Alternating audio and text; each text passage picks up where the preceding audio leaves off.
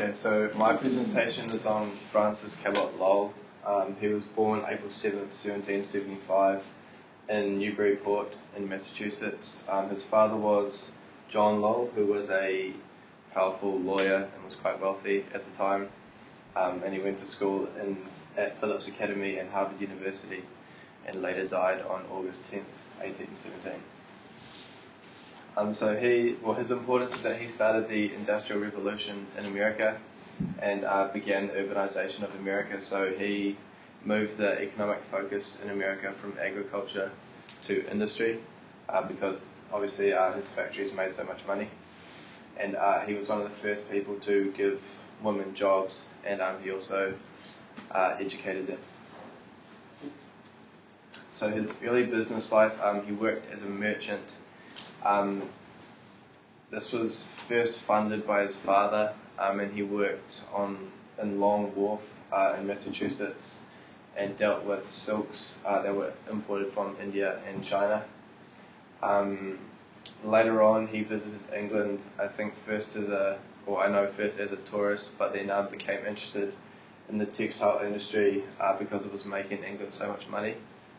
And he went to the factories, talked to the people working there and the factory managers, and discovered the power loom, which is a machine that turns cotton into like sheets of cloth.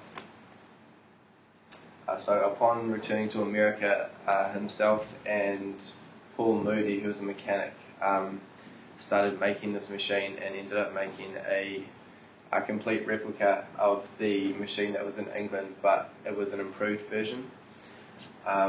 So once they made the machine, Lowell and a couple of his business partners created the Boston Manufacturing Company and just filled huge factories with power looms, just like lines and lines of power looms, and mass-produced cloth.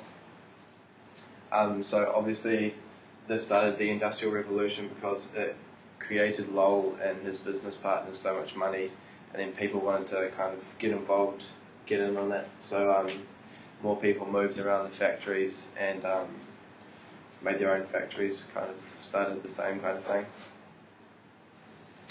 So he created the Lowell system, which is it's kind of a structure to factories. So he had all different types of manufacturing under one roof and had all the workers of the mills living around the mill.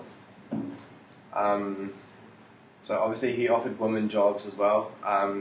He targeted the young farm girls because they weren't often offered education. So he offered them a job, work at the mills. They just lived around outside the mills. They weren't paid as much as the men, but they were offered religious education and education as well as kind of an incentive for them.